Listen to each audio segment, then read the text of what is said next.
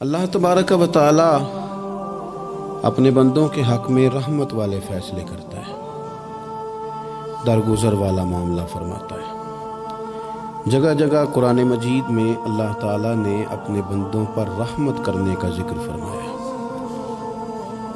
ان اللہ یغفر الذنوب جمیعا، فرمایا بے شک رب تمہارے سارے ہی گناہ معاف فرما دے گا، تم نا امید نہ ہونا، وہ معاف کر دے گا تمہیں۔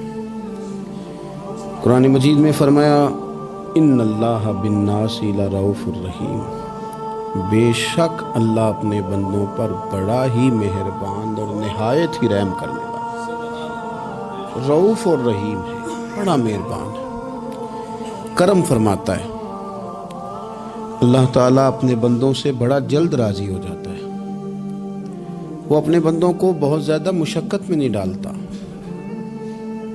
وہ اپنے بندوں سے اپنی نعمتوں کا بدلہ نہیں چاہتا، بہت سخت مشقت والی عبادتیں نعمتوں کے بدلے نہیں چاہتا، وہ بڑی جلدی رحم فرماتا ہے۔ ماں پیار کرتی ہے اپنے بچے سے، لیکن وہ ناراض بھی ہو جاتی ہے بعض چیزوں میں، بعض معاملات اس کا دل بھی دکھاتے ہیں، بعض جگہ وہ رو کے یہ بھی کہتی ہے کہ تو نے میری محبت کا کوئی نتیجہ نہیں مجھے دیا، میری ساری کمائی تو نے ضائع کر دی۔ والد بہت ساری جگہوں پہ ناراض ہوتا ہے، شکوہ کرتا ہے، کہتا ہے میری بیماریوں کی، پریشانیوں کی، بڑھاپے کی، کمزوریاں کا سبب بیٹے تو ہی بن گیا، یہ ساری تکلیفیں تو ٹھیک ہو جائیں تو میری شاید عمر بھی بڑھ جائے، صحت بھی ٹھیک ہو جائے، میں زیادہ دیر جوان رہ سکوں۔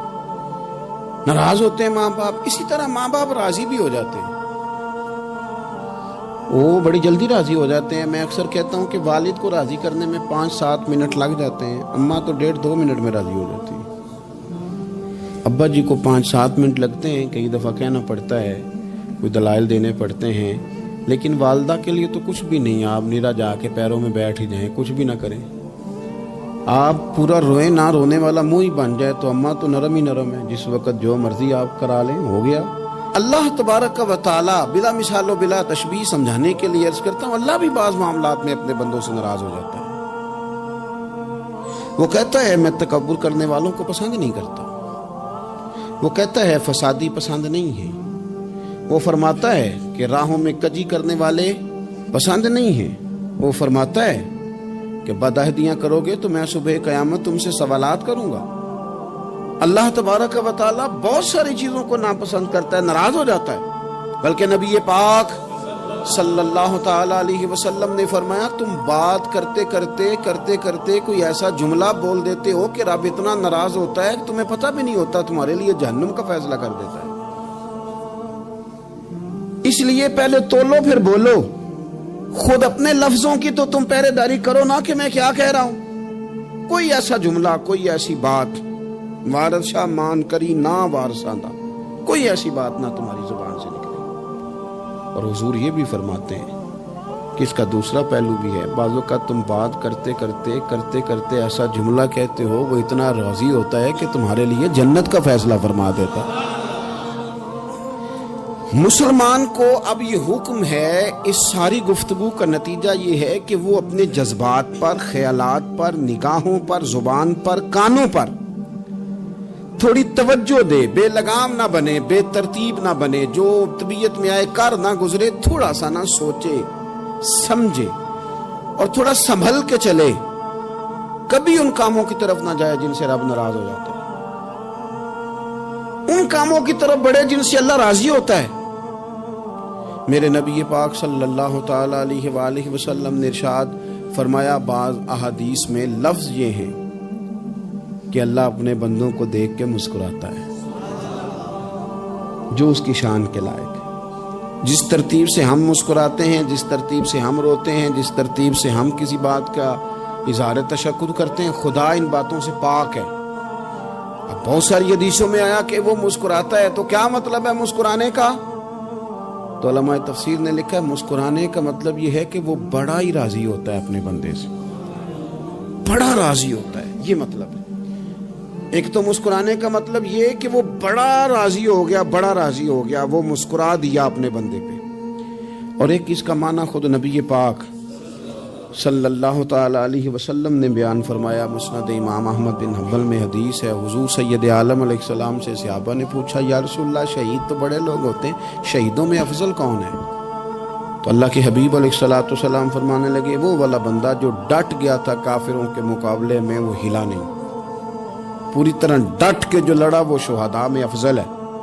حضور فرماتے ہیں وہ جنت کے بالا خانوں میں سیر کرے گا اور رب اسے دیکھ کے مسکرائے گا، رب اسے دیکھ کے مسکرائے گا، اللہ تعالیٰ مسکراتا ہے اسے دیکھ کے۔ اور اگلے جملے میں حضور نے وضاحت کر دی، فرمایا جب رب دنیا میں کسی پر مسکراتا ہے نا تو اس کا معنی یہ ہے کہ قیامت میں پھر اللہ اسے حساب کوئی نہیں لے گا۔ جس پر اللہ دنیا میں مسکرا دیا اس سے کوئی حساب، تو وہ کام ڈھونڈنے چاہیے نا جس سے اللہ مسکرائے۔ ویسے کبھی ہم ایسا کرتے ہیں کہ نہیں کہ کسی کو راضی کیا جائے؟ یہ کام ہم کرتے ہیں کہ ہماری کمپنی کا جو سربراہ ہے وہ ہم سے راضی رہے، جس ادارے میں ہم پڑھاتے ہیں اس ادارے کا بڑا ہم سے راضی رہے، یہ کرتے ہیں ہم۔ اس کے لیے کچھ نہ کچھ ہیلے بہانے ہم کرتے ہیں، برادری، قبیلہ، علاقہ، بستی، لوگ کسی طریقے سے ہمارے ساتھ مطمئن رہیں، کرتے ہیں نا یہ سارے کام۔ اس میں تھوڑی مشکل بھی ہمیں آتی ہے لیکن کرتے ہیں، کیا کریں؟ گھر میں بھی کئی دفعہ ایسا ماحول بنانا پڑتا ہے۔ چلیں ایک اور میٹھی مثال دیتے ہیں، زیادہ سمجھ میں آئے گی۔ چھوٹا بچہ خوش رہے، آپ اس کے لیے محنت نہیں کرتے؟ وہ چھوٹا ہے، اس کو خوش کرنا فرض ہے ابا پہ، لیکن وہ کہتا ہے کہ میں نے موٹر سائیکل لینا ہے۔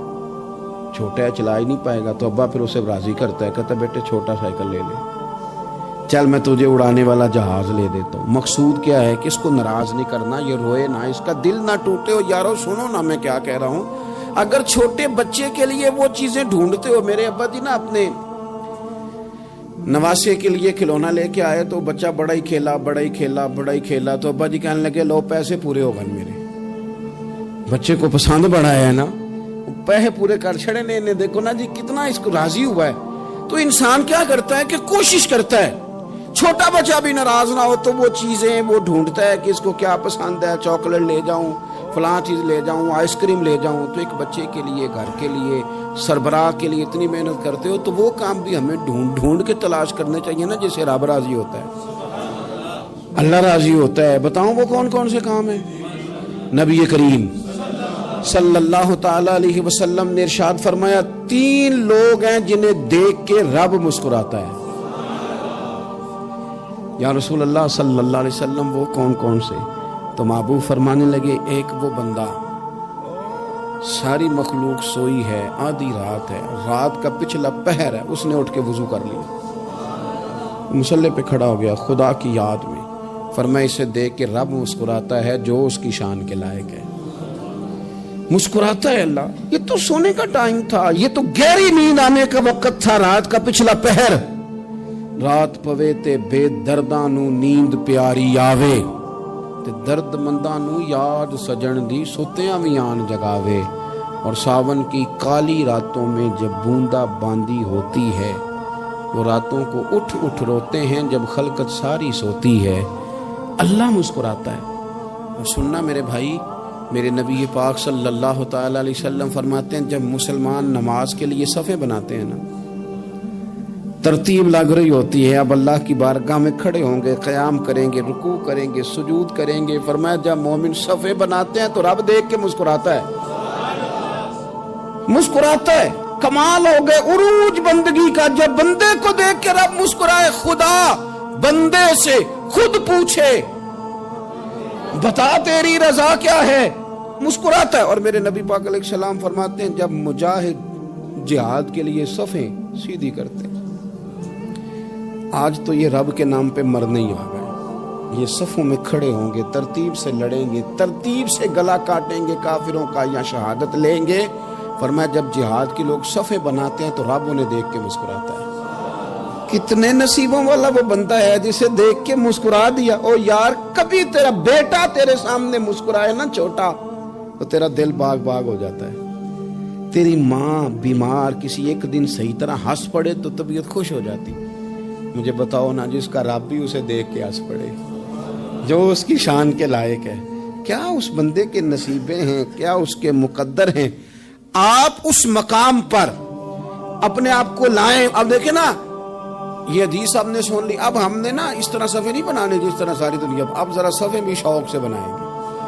آپ ذرا تھوڑا سا شوق پیدا کریں گے, بھئی یہ تو میں وہ کام کرنے لگا ہوں جسے دیکھ کے رب مسکراتا ہے. نبی پاک صلی اللہ علیہ وسلم نے فرمایا جب کوئی بندہ توبہ کرتا ہے نا, ہم توبہ کا رٹا لگاتے ہیں, یا اللہ میری توبہ یا اللہ. اور توبہ کا تو مطلب یہ ہے کہ پچھلے گناہوں سے پکی توبہ, آج کے بعد یہ غلطی نہ کرنے کا پکا وعدہ. تو نے ساری شب برات رو کے گزاری ہے, بتا سویرے جھوٹ جوڑنے کا ارادہ ہے تیرا, آج کے بعد رشوت تو نہیں نہ لے گا, ملاوٹ تو نہیں نہ کرے گا, یہ توبہ ہے. اور اگر سارے کام اسی طرح کرنے تو پھر یہ توبہ کا رٹا ہے, جتنا مرضی لگاؤ. حضرت علی بن ربیعہ رضی اللہ تعالیٰ عنہ فرماتے ہیں میں مولا علی کے ساتھ تھا, مقام حرہ کی طرف جا رہے تھے, حضرت علی نے ہاتھ اٹھا کے دعا مانگی ہماری تعلیم کے لیے, ورنہ حضرت علی ہم صحابہ کو محفوظ عن الخطا تو مانتے ہیں نا. ہاتھ اٹھا کے کہا اے اللہ ہمارے گناہ بخش دے, تیرے علاوہ کوئی معاف کرنے والا نہیں. اور پھر حضرت علی آسمان کی طرف دیکھا اور دیکھ کے نا حضرت علی بن ربیعہ کو تو مسکرائے. حضرت علی بن ربیعہ کہنے لگے حضور مسکرائے کیوں ہو؟ فرمانے لگے ایک دن میں حضور کے ساتھ اسی طرح آیا تھا, اسی طرح حضور نے دعا فرمائی تھی ہماری تعلیم کے لیے, اور پھر حضور مجھے دیکھ کے مسکرائے تھے اور فرمایا جب کوئی بندہ رب کی بارگاہ میں اس طرح استغفار کرتا ہے تو رب مسکراتا ہے, اور مسکرا کے فرماتا دیکھ لو میرے بندوں کو پتا ہے کہ میرے علاوہ معاف کرنے والا کوئی نہیں, انہیں پتا ہے, تم اس کی بارگاہ میں رجوع تو لاؤ, آؤ تو صحیح تو آنسو لے کر. اقبال کہتے ہیں کہ موتی سمجھ کے شان کریمی نے چن لیا, قطرے تو گرے میرے ار کے انفال کے, دو میں نے آنسو بہائے تھے تو اس کے کرم نے تو موتی سمجھ کے چن لیا. سنو نا حضور اس استغفار کو, اللہ کو یار رات کو توبہ کر کے سونا چاہیے ہمیں. کچھ غلطیاں ہم کرنا نہیں چاہتے پر ہم سے ہو جاتی ہیں, کچھ دل ہم توڑنا نہیں چاہتے پر وہ ٹوٹ جاتے ہیں, ہماری مجبوری ہوتی ہے ٹوٹ جاتے ہیں. رات کو اس کی بارگاہ میں ہاتھ باندھ کے کشکول طلب دراز کر کے خوب استغفار پڑھنا چاہیے کہ مالک بندے ہیں نا کیا کریں, نفس کا ساتھ ہے, دنیا کا ساتھ ہے, خواہشات نفسانیہ, مالک معاف کر دے.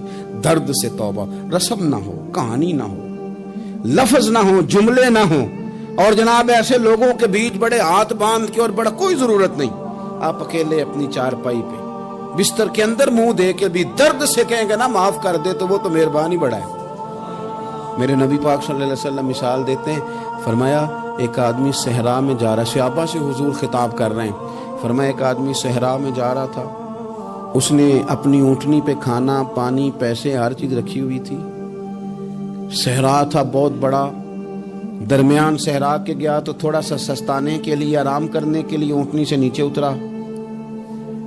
اب اس نے اونٹنی کی لگام, اونٹنی کی نکیل اپنے سرہانے کے نیچے رکھی, ہاتھ کے ساتھ پکڑی اور سو گیا. تھوڑی ہی دیر کے بعد جب اس کی آنکھ کھلی تو دیکھا اونٹنی غائب ہے.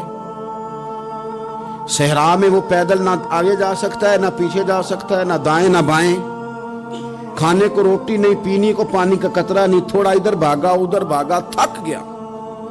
کریم محبوب فرماتے ہیں وہ پوری طرح نڈھال ہو گیا اور مایوس ہو گیا, معاذ اللہ, مایوس ہو کے دوبارہ اسی جگہ آ کے لیٹ گیا جہاں پہلے لیٹا تھا. انتظار کرنے لگا کہ اب موت ہی آئے گی, آخری وقت ہے, نہ میں پیدل یہ صحرا کراس کر سکتا ہوں, نہ پیچھے جا سکتا ہوں, نہ کھانا ہے نہ پانی ہے, سوائے موت کے کوئی سہارا نہیں. حضور فرماتے ہیں وہ رستے میں دوبارہ لیٹ گیا, اچانک اس نے رخ بدلا تو اونٹنی سامنے کھڑی تھی. حضور نے صحابہ سے پوچھا بتاؤ نا اسے بھلا کتنے کو خوشی ہوگی؟ یا رسول اللہ جسے نئی زندگی مل گئی ہے. آپ دیکھیں نا سارے ڈاکٹروں نے کہہ دیا کہ اس کے تو گردے معدہ جگر ہر چیز ختم ہے, گھر لے جاؤ خدمت کرو, ہر طرف پریشانی ہے. وہ بندہ بھی سمجھ گیا ہے کہ آخری وقت آ گیا, کل جاؤں پرسوں جاؤں, تیاری ہو گئی, سب لوگ آ گئے, باہر والے بھی آ گئے, یہ ماحول ایک عجیب رنگ اختیار کر گیا. اچانک ایک ڈاکٹر نے آ کے کہا نہیں نہیں غلطی لگ گئی تھی. مجھے بتائیے انداز کیا ہوتا ہے؟ بغیر دوائی کے بندہ اٹھ کے کھڑا نہیں ہو جاتا. او میں تو بچ گیا ہوں.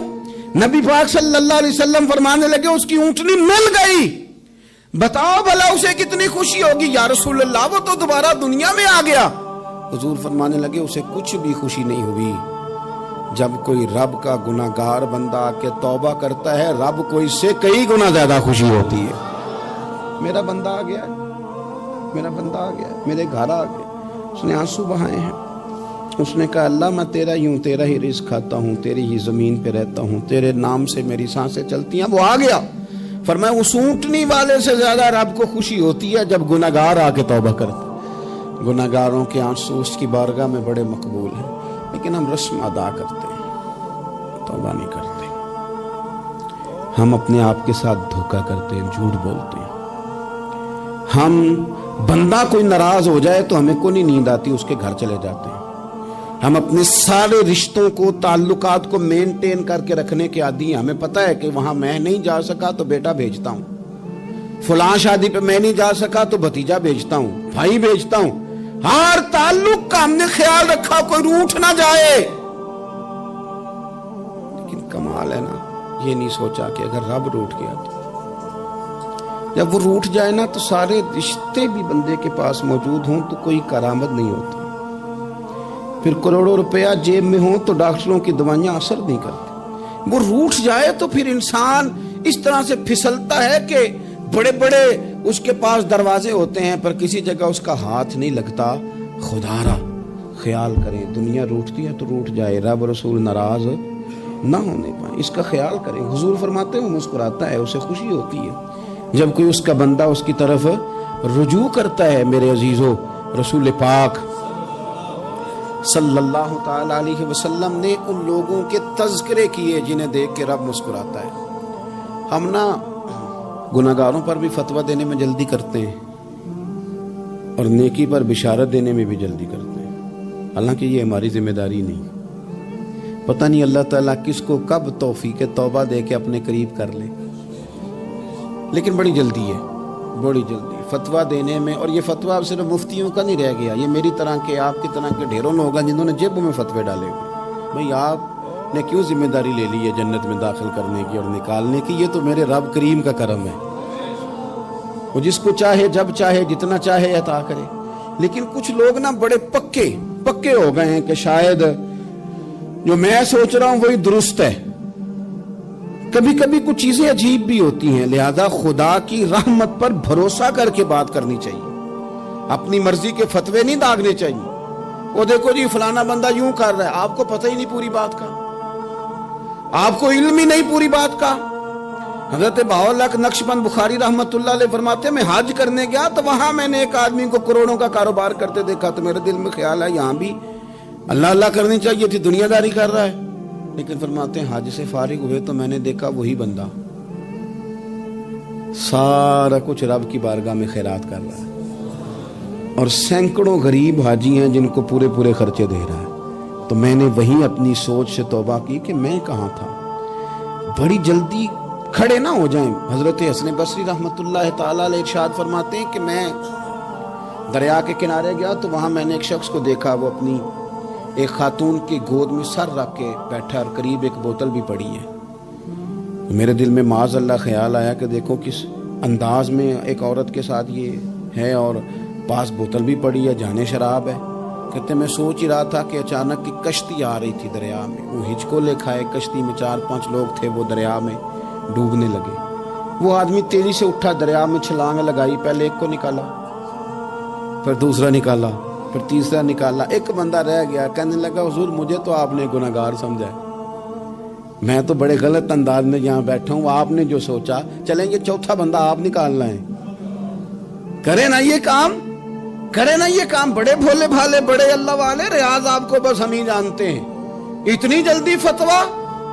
حضرت حسن بصری فرماتے ہیں میں پشیمان ہوا، میں نے کہا مجھے تیرنا نہیں آتا، تو دیر نہ کر، چوتھا ڈوب نہ جائے۔ پھر تو اس نے چھلانگ لگائی، چوتھا بھی نکال لایا، اور کہنے لگا حضرت آپ نے جلدی کی سوچنے میں، یہ بی بی میری ماں ہے اور یہ سرکے کی بوتل ہے۔ ہم ماں بیٹے کا یہ مشغلہ ہے کہ یہ وہ جگہ ہے جہاں آ کے لوگ مسافر اترتے ہیں، اور یہاں سے کسی کا گھر 100 میل ہے، کسی کا 200 میل ہے۔ ہم صبح سرکہ، کھجوریں، روٹیاں لے کے یہاں آتے ہیں، مسافروں کی نوکری کرتے ہیں، کوئی پریشان ہو تو مدد کرتے ہیں۔ حضرت خواجہ حسن بصری فرماتے ہیں میں نے معافی مانگی، ان سے بھی مانگی، رب سے بھی مانگی۔ انہوں نے مانگ لی نا بزرگ تھے، پر ہم کو نہیں تیار مانگنے کو. ہم ہر وقت بدگمانیاں، وہ فلانا فلانے جرم کرتا تھا، میں اسے اب کیسے نیک مان لوں؟ بھئی اب وہ نمازی ہے، خدا کے گھر آتا جاتا ہے، اب اللہ کی بارگاہ میں حاضر ہوتا ہے. جب رب نے معاف کر دیا تو بھی سوچ بدل جا. سنیں حضور کیا فرماتے ہیں. نبی پاک صاحب الاخلاق صلی اللہ تعالی علیہ وسلم فرماتے ہیں، مسند امام احمد بن حنبل دیکھیے، فرمایا رب اس وقت بڑا ہی مسکرائے گا جب قاتل بھی جنت میں جائے گا، مقتول بھی جنت میں جائے گا. یا رسول اللہ مقتول تو گیا، یہ قاتل کیسے چلا گیا؟ حضور فرماتے ہیں جائے گا، اور جائے گا اور رب مسکرائے گا جو اس کی شان کے لائق ہے. یا رسول اللہ کس طرح؟ تو نبی پاک صلی اللہ علیہ وسلم فرمانے لگے اس نے ایک مومن کو قتل کیا تھا، وہ شہید ہو کے جنت میں چلا گیا. اب اللہ نے بعد میں اسے توبہ کی توفیق دے دی. پہلے اس نے کلمہ پڑھا، پھر یہ میدان میں اترا، کافروں سے لڑا، یہ شہید ہوا، رب نے اسے بھی جنت دے دی. قاتل بھی جنت میں، مقتول بھی جنت میں. اور بات اتنی انوکھی ہے کہ رب دیکھ کے مسکرا رہا ہے جو اس کی شان کے لائق ہے. ہم جلدی میں ہیں، ہم انتظار نہیں کر رہے کہ شاید توبہ کر جائے، ہم انتظار نہیں کر رہے. لیکن میرے عزیز اتنی جلدی نہ کریں. سوچوں کا صاف ہونا، ذہنوں کا پاک ہونا، اور لوگوں کے بارے میں گمان کا اچھا ہونا. آپ کسی نفسیات کے ڈاکٹر کے پاس چلے جائیں، اسے کہیں ٹینشن بڑی ہے، میں ان کے مضامین پڑھتا رہتا ہوں، وہ سب سے پہلا سبق آپ کو یہ پڑھائیں گے کہ اچھا سوچا کریں. اچھا سوچنے سے بندہ تندرست رہتا ہے. کس سے بندہ تندرست رہتا ہے؟ ہیں جی واقعی. یعنی اس والے پڑوسی کے بارے میں بھی اچھا سوچنا ہے، گھر میں اس والے کے بارے میں بھی، چھوٹے بھائی کے بارے میں بھی اچھا سوچنا ہے، اور بڑے کے بارے میں بھی اچھا ہی سوچنا ہے. یعنی اپنی برادری قبیلے کے بارے میں بھی اچھا سوچیں، جو قبیلے کا نہیں اس کے بارے میں بھی چلیں تھوڑا سا اچھا سوچ لیں. اپنے بارے میں تو اچھا سوچا ہے بڑا. میں کہتا ہوں کہ ہم اپنی غلطیوں سمیت اپنے آپ سے بڑا پیار کرتے ہیں، اور دوسرے کی ایک غلطی نظر آ جائے تو ہمیں گھن آنے لگ جاتی ہے. آپ جلدی نہ کریں. مالک نے موقع دیا ہے بندوں کو، نہ وہ کسی کا رزق چھین رہا ہے، نہ سانسیں چھین رہا ہے، وہ اپنی زمین پہ چلنے بھی دے رہا ہے، رہنے بھی دے رہا ہے. تو جب اس نے موقع دیا ہے آپ بھی تھوڑا موقع دیں. اللہ بڑا کریم ہے، دروازے کھولے گا، اس کے بندے اس کی بارگاہ تک پہنچیں گے. بدگمانیاں اور پھر بدگمانیوں کا عروج، اور اس لیول تک جا کے بات کر دینا ہے کہ جہاں سے خوف آئے کہ یار یہ بات نہیں کرنی چاہیے. رسول کائنات سرور دو عالم صلی اللہ تعالی علیہ وسلم فرماتے ہیں کہ اللہ مسکراتا ہے. دیکھو ہمارے ہاں نا ایک اور بھی مسئلہ بن گیا ہے. میں نے کچھ لوگوں کو نا پکا، میرے پیارے ہیں، محبت ہے مجھے، تو میں چونکہ آپ میری کلاس ہیں، میں مشاہداتی اور تجرباتی باتیں بھی کر لیتا ہوں، اسی کی روشنی میں کئی دفعہ گفتگو بھی تیار کرتا ہوں. کچھ لوگوں نے نا پکا ذہن بنا لیا یہ کہنے کا کہ ہاتھ بڑا تنگ ہے. پکا آپ جس وقت پوچھ لیں ان کا ہاتھ اور بڑا ہی زیادہ تنگ ہے. آپ یقین کریں بہن کا جو خامند ہے وہ کہہ رہا ہے جا حصہ لے کے آ، تیرے بھائیوں کی کمائی تو نہیں، تیرے ابا کی ہے، لے کے آ. وہ بیچاری اس کی منتیں کر رہی ہیں، کہتی ہے اگر جاؤں گی نا تو وہ کہیں گے حصہ لے جا، آج کے بعد ہمارے گھر نہ، میرا دروازہ نہ بند کرو، مہربانی کرو. اور بھائی سے بات کرتی ہے تو کہتا ہے ہاتھ ہی بڑا تنگ ہے، جب ٹھیک ہوگا تو دے دوں گا. نہ کریں گے ظلم. ہمارے اپنے تڑپتے رہتے ہیں اور ہماری دولتیں اندر پڑی رہتی ہیں. ہمارے اپنے چھوٹی چھوٹی ضروریات کے لیے پریشان ہوتے ہیں، لیکن ہم بڑے بڑے بہانے ہیں ہمارے پاس. کہتے ہیں یہ نکما ہے، یہ نکھٹو ہے، یہ کام نہیں کرتا، اس میں فلانا ہے، بے فلانا ہے، بلے میں نے نہیں ساتھ چلنا. اظہار جب آپ کے اندر پیدا ہوتا ہے نا، اظہار جب کسی کے لیے آپ حساس ہوتے ہیں تو آپ کو بھی سرور حاصل ہوتا ہے. نہ کریں یہ کام کہ آپ کو اللہ نے وسعت دی اور ہر وقت آپ ہاتھ تانگ ہونے کا رونا رو رہے ہیں، ہر وقت آپ یہ کہہ رہے ہیں میں بڑی آزمائش میں ہوں، جب خدا نے آپ پہ نہیں ڈالی. تو اتنے جھوٹ بولنا صرف اس لیے کہ میرے پیسے بچ جائیں، صرف اس لیے کہانی سنانا کہ حالات میرے بڑے خراب ہیں کہ کوئی بندہ میرے سے کوئی تھوڑا بہت قرض نہ مانگ لے. سنو، نبی پاک صلی اللہ علیہ وسلم کے پاس مہمان آ گیا، بخاری مسلم ہے. حضور نے ازواج مطہرات کے گھروں میں پیغام بھیجا کچھ چیز ہے ضیافت کے لیے. یا رسول اللہ کچھ بھی نہیں، یہ دو جہاں کے شاہ ہیں اور پاس کچھ رکھتے نہیں، دو جہاں کی نعمتیں ہیں ان کے خالی ہاتھ میں. یا رسول اللہ کوئی چیز بھی نہیں. حضور نے صحابہ کے مجمع پہ نظر ڈالی، یا رسول اللہ صلی اللہ علیہ وسلم حکم ہو، تو حضور فرمانے لگے تم میں سے کوئی بندہ ہے جو اسے گھر لے جائے روٹی کھلائے؟ ایک صحابی اٹھے فوراً، حضور میں لے کے جاتا ہوں کھانا کھلاتا ہوں۔ فرماتے ہیں میرے گھر میں صرف بچوں کا کھانا تھا، یہ نہیں کہ فریزر بھرا ہوا ہے نعمتوں سے، صرف بچوں کا کھانا، یہ نہیں کہ کسی کو دیکھ کے اپنی ہنڈیا پہ برتن دے لیا، صرف بچوں کا کھانا۔ کہتے ہیں گھر گیا، بیوی سے کہا کیا کیفیت ہے؟ کہنے لگی بچوں کی روٹی ہے۔ میں نے کہا بچے سلا دے، صبح ناشتہ کر لیں گے۔ تو کہنے لگی آپ کیا کھائیں گے؟ تو میں نے کہا نہ میں کھاؤں گا نہ تو کھائے گی، مہمان جو نبی پاک کا ہے۔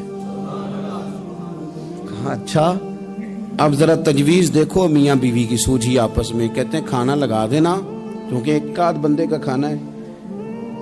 اپنی غربتوں کا ہر جگہ اظہار کرنا، رونا رونا، یہ دیکھو غربت کیسے چھپائی جا رہی۔ اس کو کہا نہیں کہ چل تو تھوڑا رحم کھا، تو آیا ہے تو تھوڑا رحم کھا، یہ نہیں کہا اٹھ کے نا تو کھانا رکھنا اور اٹھ کے نا چراغ ٹھیک کرنے کے بہانے بجھا دینا۔ ہم دنیا والوں کے سامنے کیوں اپنے دکھ بیان کریں؟ ہم جو کہیں گے رب رسول کی بارگاہ میں کہیں گے۔ تو نا چراغ ٹھیک کرنے کے بہانے، اہلیہ اٹھی کھانا دینے کے بعد چراغ ٹھیک کرنے کے بہانے بجھا دیا۔ خامد بھی ہاتھ چلاتے رہے، بیوی کبھی برتن رکھتی کبھی اٹھاتی، پتہ چلے کہ کھانا کھا رہے ہیں، کھانا کھایا جا رہا ہے۔